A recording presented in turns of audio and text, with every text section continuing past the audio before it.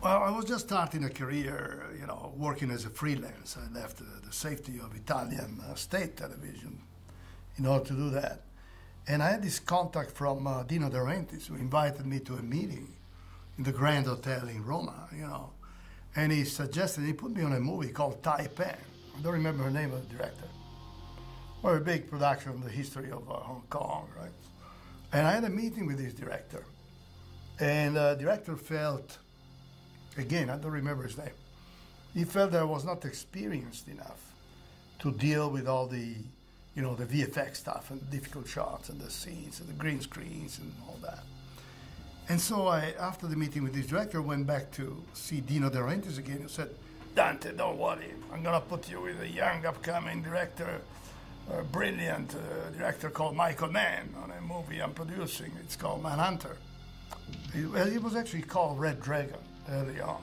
So I took a plane and flew to North Carolina to meet Michael Mann. And in the Riceville, Dino had this set of studios.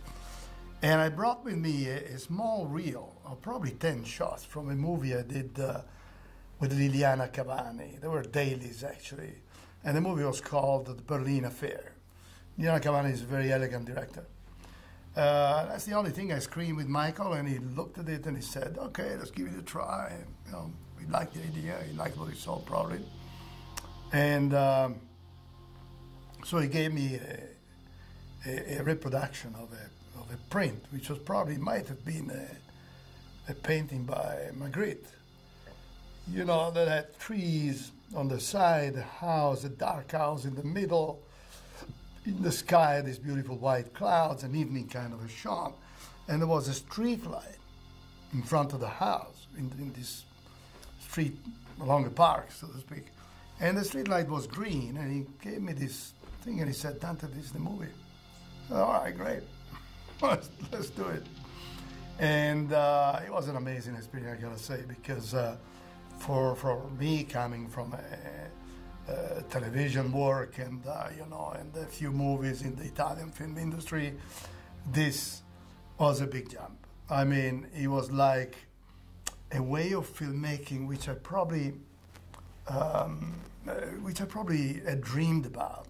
It was definitely inside myself, but it was great. I mean, I didn't think it was possible, and all of a sudden, with Michael Mann, we go into this very highly precise, to a level of science, dynamic filmmaking. Michael Mann, first of all, is very accurate in the research of his movies. Everything is studied, and his filmic language is extremely dynamic. His composition is very precise, and I'm also a very good camera operator. So we had this. I think I operated the camera quite a bit in that movie. And we also had this very tight connection.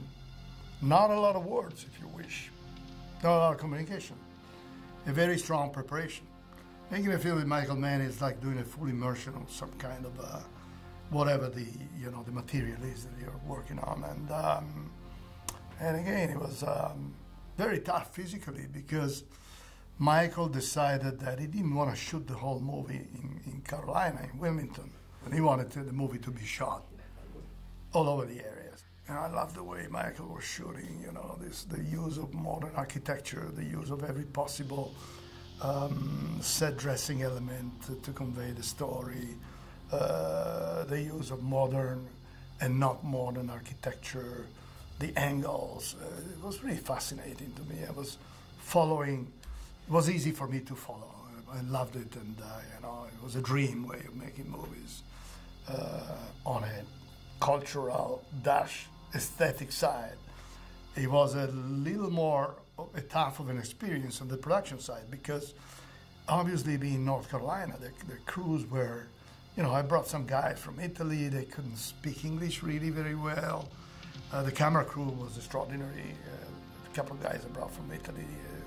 Camera operator, although he didn't speak English, he had a great relationship with Michael, who really liked his work, and a camera assistant. And, we went into a number of different things. I remember we shot a scene with Bill Peterson and and his wife before he decides to go into all this. As a policeman, he goes back into being a policeman. And we shot in Captiva, Florida. We actually shot in the house of Robert Rauschenberg, the artist, right? And we had these beautiful scenes, which, you know, Michael Mann has shown me before we started the movies, some of his scenes from his movie Thief. And he explained to me how he liked the green color to give a sense of something is not right around, you know, a sense of hyper-reality, a sense of something weird. And I introduced him to the color blue. So we have these beautiful scenes, love scenes between the cop and his wife at the beginning, Captiva, and even Rauschenberg stepped in and said, "You guys are going heavy with the romanticism, right?" And so I had to test and put heavy blue gels on all the windows and these gels on all the windows. So we have these beautiful shots of them in bed, you know. And you have this outside, which is the ocean, with the sun reflecting on it, which reminded me of some of the rear projection shots that you can see on movies where the two heroes, man and woman, romantically stay on the parapet of a ship, and you got this black and white moonlit ocean behind them, which was shot obviously in daytime. So I had to study out what the gels were to be, the exact amount of gels to be able to give that feeling of this ocean in the back with the moon reflecting on it. If I really didn't need you to come back, I wouldn't ask. And Dennis Farina comes by as a cop. He's trying to convince Bill Peterson, the hero, to go back into being a policeman and trying to figure out who this killer is, Hannibal Lecter. And the encounter happens on a beach. It was a very hot day. And so there was this huge branch of a tree, dry branch of a tree, on the beach across. And the two heroes sit on this branch of this tree. And I remember the calculation of the height of the ocean line, of the horizon behind them. And the camera starts in the sky and comes down to them. And then we go to do the two close-ups of the two over the shoulders, so-called, of the two heroes. And I see Michael is using the shape and the color and the design on the shirts, huge in the foreground, to really convey, thanks to the design of these shirts, to really convey, an expression of danger of something being out of place, and and convey some atmosphere that is proper for the dialogue. And I do remember then seeing this scene for the first time for me at the Todeo recording facility here in Los Angeles, and I sat down for the first time in my life in front of this huge screen. I was like, wow, this is filmmaking, man. It's really great. So I remember the last 2 days that we worked for a lot of hours to complete the movie. Ended up probably on a Sunday or a Saturday at 2 o'clock in the afternoon, after having started the previous day at 2 or 3 o'clock in the afternoon. And Michael was making up himself. I mean, he's like resorting to the technique they used in the 30s. So you got a cop, and somebody is shooting this cop, and the cop loses part of his skull, right? So what happens, the camera is probably on profile, and the cop does a movement just about like that. So you pick up the same movement again, but this time, the part of the head is totally made up with blood, and Michael did all that, and you repeat the same movement, then put in a cut in between. It feels like pshum, the head of the cop is it, and so he also painted, inspired by the guideline here was this pre-Raphaelite painter William Blake, who was also, I think, the inspirer of Dollarhide, the killer. And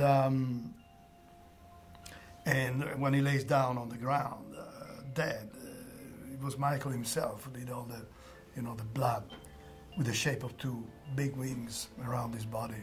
And of course, green light was streaming through the windows at dawn. And since we were shooting afternoons and dawns as well, you had this combination of green light coming in, and the sky was slightly magenta red, you know, because it was sunrise, before sunrise. So we had the chance to photograph all these really dramatic color combinations because of the time of the day in which we were shooting. And that was also a very interesting part of the story. I do remember that, you know, there's this very touching and human part of this story in Manhunter where Dollarhide makes love to Reba, who is the blind woman he meets at the lab. He's working for a film lab, we find out later. So they have this love story, and Reba trusts him, and they wake up in the morning, and there's this amazing, you know, wallpaper behind Dollarhide's bed in his house, and the camera really tilts down in the morning light towards them. And Dollarhide is sitting up and showing his chest to the camera. Reba is sleeping, you know, lovely, beautiful. And Dollarhide has this amazing tattoo on his chest, right? And when Michael saw the dailies, we saw the dailies. Back in those days, we used to see dailies in the screening room all together. We probably still do it now, but not all the time. Michael says this tattoo is too much. I mean, you know, the character of Dollarhide is already such a powerful character, so different, you know, so strong, so strange, if you like, right? So out of this world, that to add a tattoo at this point is not a good idea. So we had to reshoot the scene probably the next day or 2 days later, which made me a little, you know, very unhappy because we were shooting with some real light coming out from the outside, from the sunrise and dawn, and it was absolutely gorgeous. In those days, I had a spectrometer, which for some reason got damaged and got locked into a T-stop.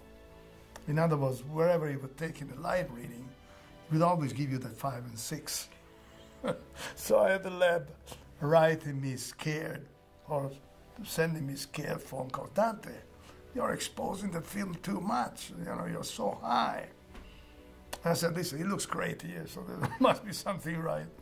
But then I realized that there was this technical inconvenience, you know, that actually lent to the movie some quality, because the movie was shot in Super 35, meaning the original negative had to be treated optically to go to an interpositive and then become the print, which was with an anamorphic, you know, rendering print. But it was shot originally in a spherical. And so the idea of overexposing was probably somehow useful because you had to go through these steps. And so the quality of the visuals remained very energetic and very, because of the strength of the color, because of the, you know, the compression of the shadows. There are some amazing scenes there, I gotta say. All the scenes between Reba and Dollarhide, when Reba starts realizing that she's into something that is going really wrong at night. And we had this house which was not staged, it was a real location. And Michael said, this is where we can use our green light. And so I had this arc light. I needed to use some old, they're now considered to be very old, arc lights, because I knew that at some point when Bill Peterson, Will, jumps into and crashes the glass, comes into the house, crashes into the house of Dollarhide. He flies through this window, and I know we would have had to shoot at high frame rate. And so I had to use these arc lights that were not, you know, would not have had a problem with the camera different rates. Because if you notice in the scene up to the arrival of the police, there's some very interesting use of different camera angles. We were shooting with multiple cameras. And all of them were set at a different frame rate. Some at 75 maybe some at 48, maybe some at 52, to give a sense of of being out, you know, of being out of logic in the editing. And I had a dynamic which was kind of very offsetting, if you wish. And that was done, I think, in a very masterful way. I'm sorry, too. Excuse me?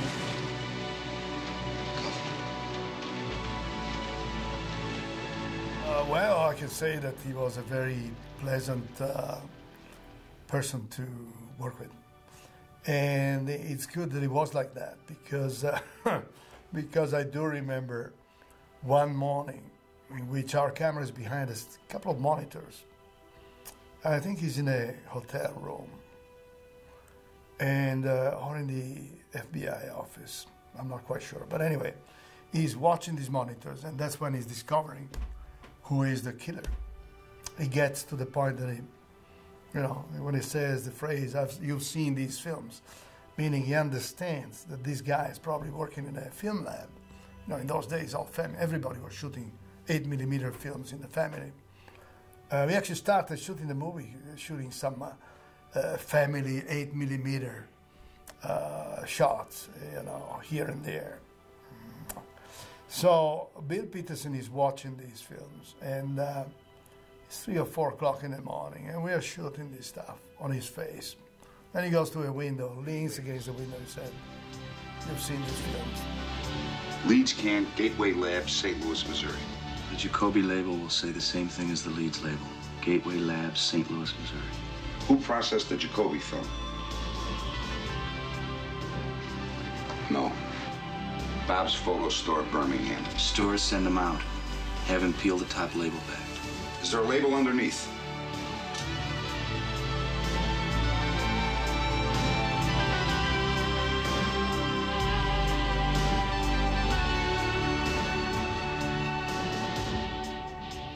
Does, doesn't it? And I do remember making a huge amount of takes to get to that point. I don't remember if we did 40 or more.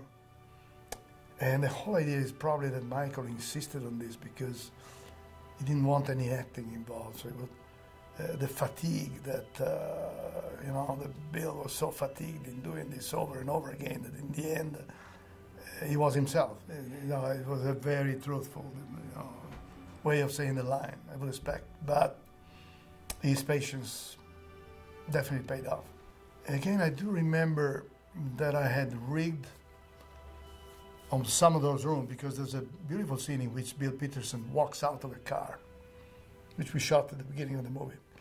And he walks into this house where one of the killings has happened, right?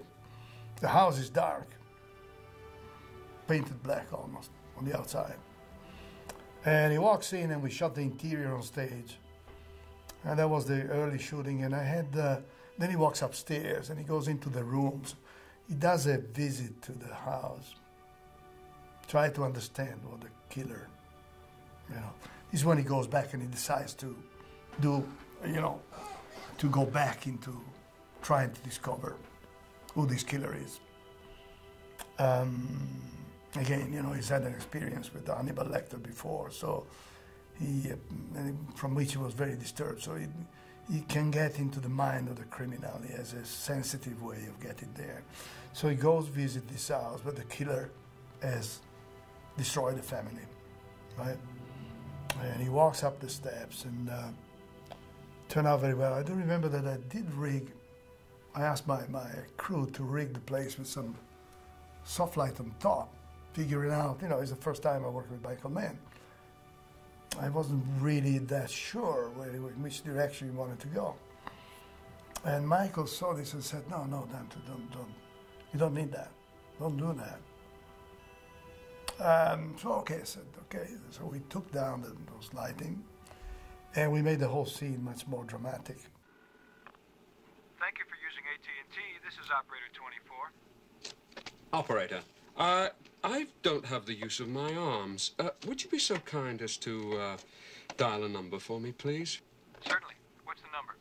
Area code 301-555-6622. 2-4. We started shooting with Brian, you know, the very early days of shooting were on a stage at Wilmington, in the De Laurentiis stages in Wilmington.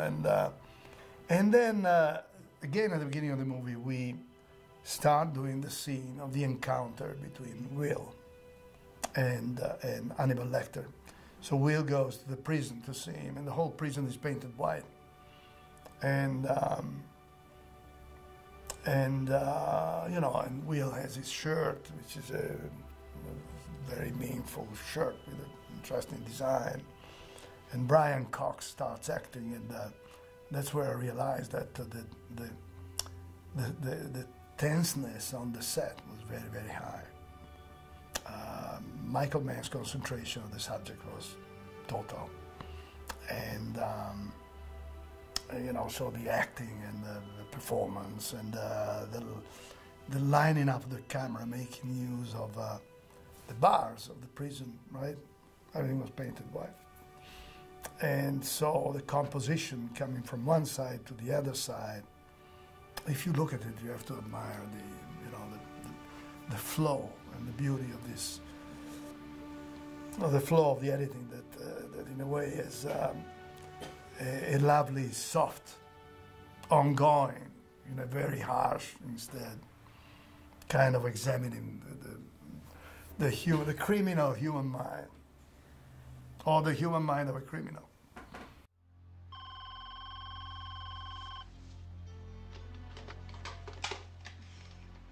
Hello? Molly?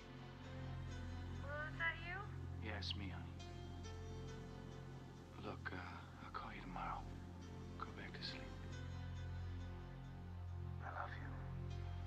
I love you too, baby. Kim was beautiful. She's absolutely lovely to work with, and I do remember. We finished shooting one day, and of course Michael had friends in Miami because he'd done the whole Miami Vice series, and he had a couple guys who owned two huge speedboats, powerful speedboats. So that night we took this, with a group of friends, we took the speedboats and we crossed the bay and went to a bar that was on the other side to have a drink. And Kim Grice was there, Michael was there, probably Dennis Farina, Guzmano Cesaretti was one of Michael's main collaborators, and we all went there. We had a beautiful drink. As we took off to come back, both speedboats had the engine fail, believe it or not. So all of a sudden we found ourselves in the middle of this bay, laying down on the chairs of these speedboats, looking at the sky, which was gorgeous, and chatting with King Grace and Michael Mann about, you know, philosophy of life, movie making, and you know, finally somebody came to rescue, and we barely made it back for 7 o'clock in the morning to start the next day's work in Captiva, right? But yeah, I still remember an image of walking down the jetty, you know, where Will is looking at this engine and this boat, and there are a lot of seagulls around, and we shot high speed, and the change in focus and the composition, and Michael Mann's composition. I mean, he really inspired a lot of filmmakers.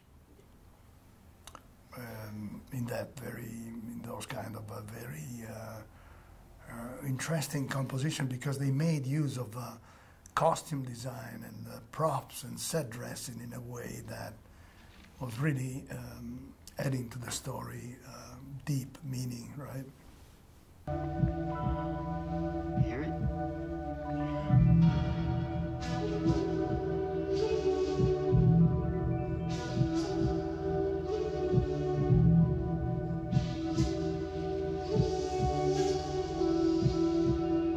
Was a morning we shot on the stages in Wilmington, Carolina, De Laurentiis stages.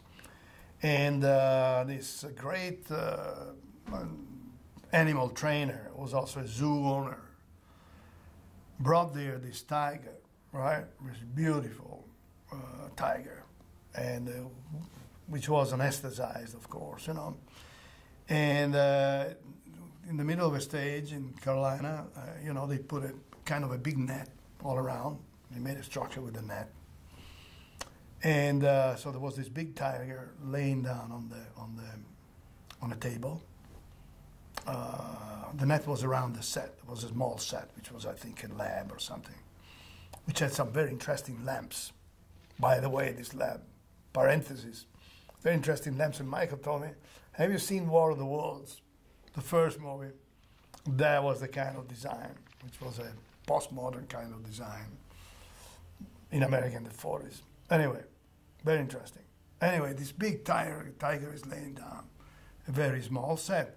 We receive a speech from the trainer at the beginning who says, listen guys, the situation should be okay for 40 minutes. You have to be really careful, don't talk all the time, and don't make too much noise. If anything goes wrong, I'll let you know, and you just take off, you get out of the stage. All right, so we come in very, you know, shy and very cautious about these tigers, 2 cameras shooting here and there. And all of a sudden, the crew starts having we all start having a more comfortable attitude. We see this beautiful animal breathing normally, you know, laying down at the scene with John Allen who touches the tiger, caresses him. And, but at some point, some time goes by, so we pick up some confidence in doing this. But at some point, some time goes by, and the tiger does something with the tail. Just does boom, boom. We all noticed that. I guarantee you, in seconds, everybody was out of the stage in a matter of seconds. Mr. Dollarhide? Ah, Eileen. Bill told me to tell you there was a variation in the gamma of number 3. But he caught it in time. Eileen, good. Tom, a very nice guy, a very wonderful, concentrated actor, but he wouldn't talk to anybody. His idea was that he didn't want to familiarize with everybody. He wanted to stay in his character.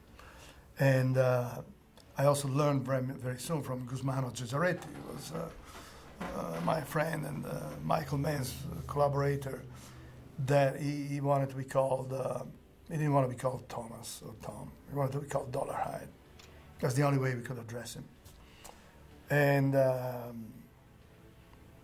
obviously, his physical presence was incredible. I remember this very interesting scene in Atlanta, where we went to a famous furniture factory. And Michael used that as the lab. Some parts of the cafeteria was the lab. So there was still some skylight outside, these big windows outside, I remember. And the top lights were very vertical, and Tom Noonan has a quick dialogue with somebody in there, and this light from the top, and these camera angles, and in this very interesting architecture, which was in Atlanta.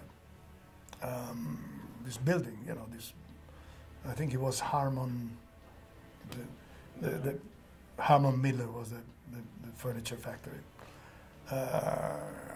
Beautiful design and architecture, and we did an exterior shot, an establishing shot from outside,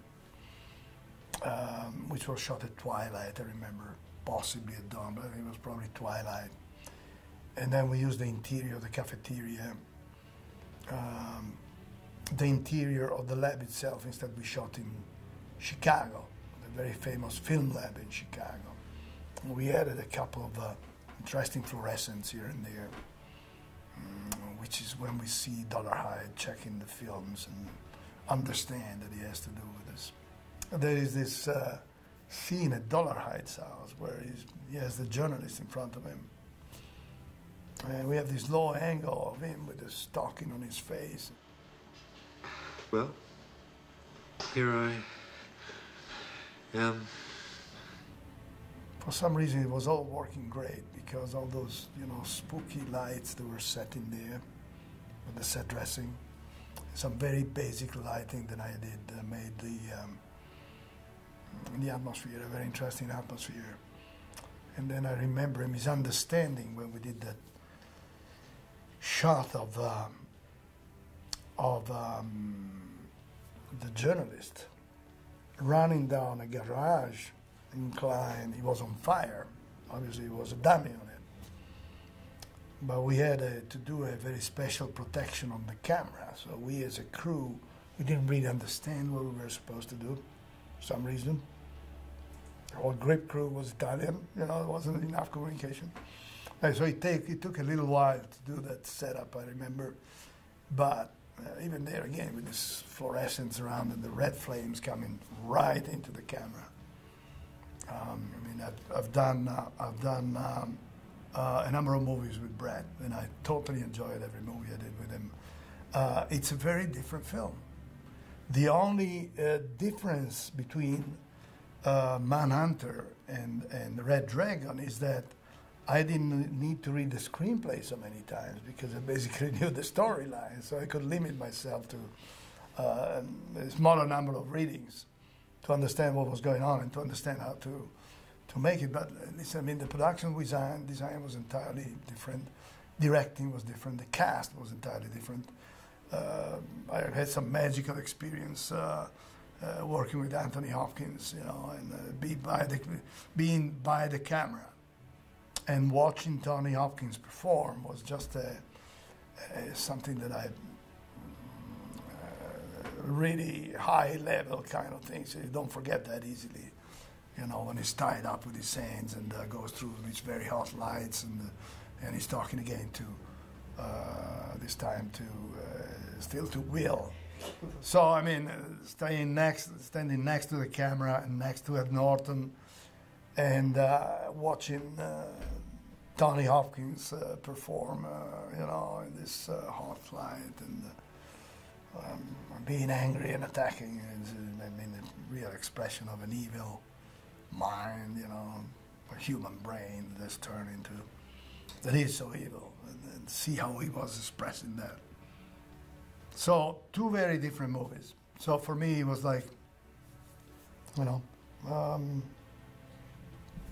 two different approaches, two different studies, two different, every movie belongs to its epoch, so it also carries with itself some ways of doing things which are related to the technology that they had in those days. And it makes a lot of sense that that's the way they are made. Right now you probably see them in a different way, or maybe imagine some other stuff because of changes in the technique and technology. But when a movie is so strongly made, as so innovating as Manhunter is, you see it again, and you do feel that everything really belongs there. And it was Umberto Eco used to say that there's no art if there's not a step forward in the way you communicate with an audience, right? Because you use different symbols, because you use different ways of doing things. In that case, you make a step forward, and you can't come back. And you make the step forward for everybody. But I think Manhunter is one of those films where major step forwards were made in the way films, communicate to an audience, especially those kind of movies. And it's all still there. It's all very interesting, very effective. It's all there to be studied. How long do I have? 20 minutes max. Main thing to find out is how was Lecter supposed to reply to him? Which is probably the missing section. Because at the top it says, I hope we can correspond. Then comes the gap. This note was written in ballpoint. But it looks like Lecter went over this area with a felt tip pen and tore it away. I've been doing a number of classes to students, and whether it's in colleges or university or stages set up somewhere, what the students want to know about is mostly, I've done a lot of movies in my career, my working life, but most of what the students want to know about is Michael Mann and how he made Manhunter, and what about The Last of the Mohicans. There's something magical in the way Michael has to do with telling a story with film that is, first of all, it's his very own, and then it's material for dream, it's material for movie making, it's material for make you feel something when you are in theater.